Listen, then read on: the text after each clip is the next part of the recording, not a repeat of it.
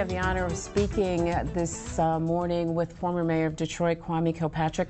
As we were going to break, you said that God had given you a calling, a mission, a responsibility, and you'd failed on that. Yes, and there's no bigger feeling of failure, I believe, inside of men when you believe you had, you know, that kind of advantage and you lost it. And you lost it. And a lot of men can't come back from it. It's just why you see them walking away from their families and their homes, because they can't take the pain and anguish of failure. You know, there are lots of women in this country who were paying close attention to you during that time for a lot of reasons. A lot of women were left with the opinion that you were somebody who didn't deserve their respect. They were angry with you. They're still angry with you for the way that they perceived that you treated your wife during that time. Have you learned anything about the way to love women better, treat women better, care about women differently? Well, I don't know about women in general. I have a, you know, I get along with women well in a business relationship. It's my wife in particular. I can say that our marriage now is better than it's ever been. The brutal honesty helped us. I'm not sure we'd be married today but for what happened. You said something really interesting in one of the articles I read. You said that you and she actually never married, really, in the real sense of the word, but through all of this, you have really united in marriage in a real way. I really don't think anybody does. I think you make an announcement on the day of your wedding. Sure. And you have a great party. You have a great party, and then through death and life and circumstances and kids, you finally unite in marriage. And this was a part of our process. She's forgiven me. My children have forgiven me. Anybody that's still mad, I'm really sorry if I hurt you in any way. I really am. Because I think people have to learn how to let go of the pain that they're feeling. But I think that I represented the man that did that to them. They didn't know me. They don't know my wife. But some man probably cheated on them.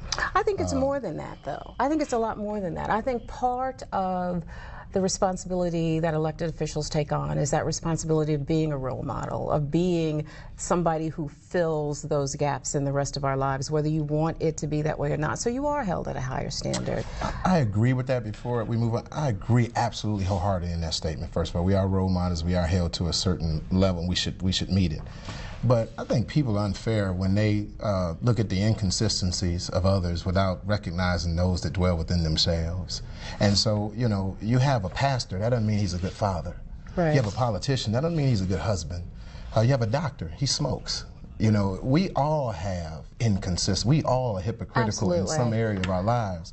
And so when we start to judge others so harshly, he's horrible, and you cheating too. Right. Or you, on your text message, talking to your girl down the street. But see, I want you to be better than me. Exactly. I want you, but I want you to be better than me because you are supposed to be looking out for me. Exactly. You are supposed to be doing for me. Exactly. And you got pretty messy pretty publicly.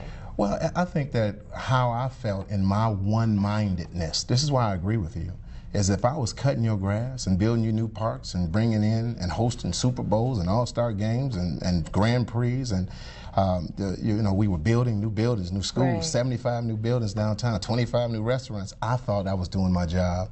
I believe that spiritual maturity says that the person who stands in leadership, it's not the cognitive skills or even your employability skills that people look at, it's your character.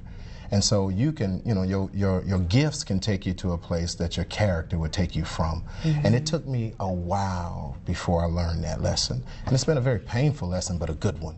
And so I agree with you, but what I'm saying is, as people point their fingers, as my grandmother used to say, it's still three pointing right back at you. Right. And so we all have to recognize that we all fall short. It's not just him or her, it's you too.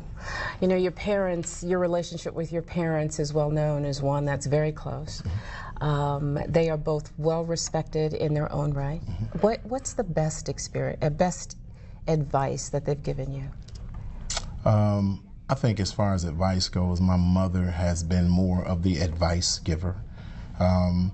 She told me on the night of my election, and I wrote about this in my book, that you have all the friends that you're ever going to have, that right. You're going to have new relationships and acquaintances, but you have all the friends, and leadership is a very lonely position.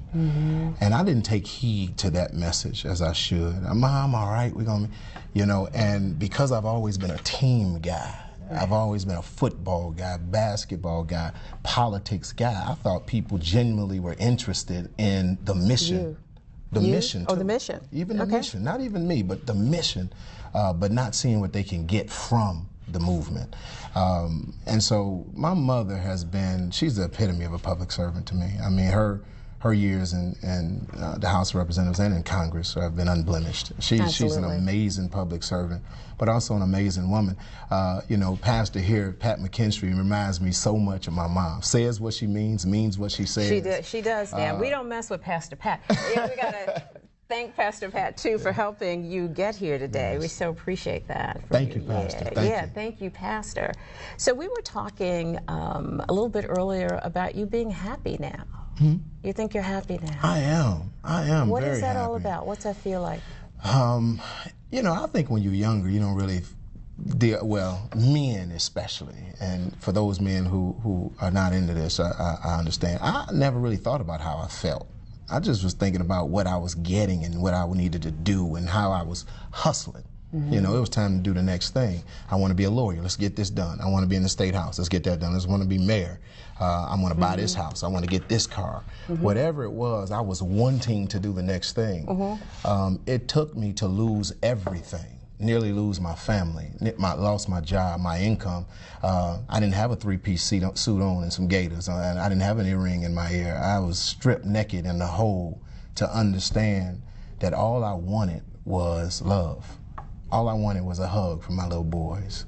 All I wanted is for my wife to hold me and tell me everything was going to be all right. Really? And so I found the things that I wanted without going out to find them. They are around me every single day. My kids wake up every morning and say, "Love you, Dad." My wife holds me and we go to the movies and we hang out. And so I'm happy because what I used to want is not important anymore. How though did you make that transition from all of that big life and the bodyguards and all of the power and walking into a room and owning that room? We all know you so well for your power, your ability to do that. You still walk into a room and, you know, take pretty much control. I have to give you that, too. Here we well, how did you go from there to understanding that what was really important was holding your wife's hand? Redefining success. And you read, Thomas Edison said that, you know, success is right on the other side of failure. Yeah. He made 1,000 light bulbs that didn't work. The 1,001 one, you know, it worked. And they said, "Well, how did you do that? Failed 1,000 times?" He said, "No, I just figured out 1,000 ways not to make a light bulb." Right. What happened after that complete abysmal failure is I realized that success to me was a lot different. And then I just didn't think of it. The things that I started to think about were different.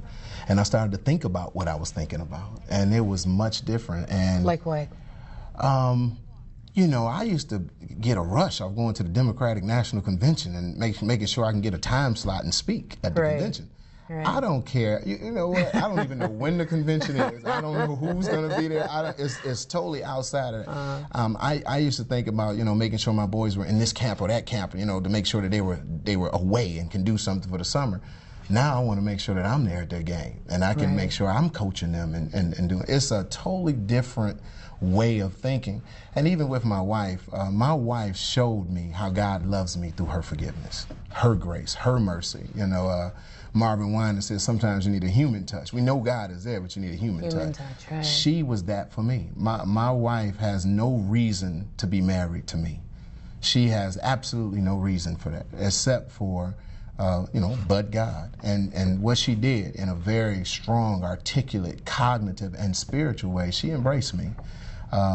You know, she put me through I pledged again. You know, I'm an alpha, member of Alpha. I had to pledge, go online again. Did you? But Carlita Kilpatrick is an amazing example of womanhood. And I say this too, she wrote the epilogue in my book. If women really want to feel and see how a woman goes through this process, Carlita Kilpatrick wrote the epilogue. Read it. And it's powerful. I cry every time I read it.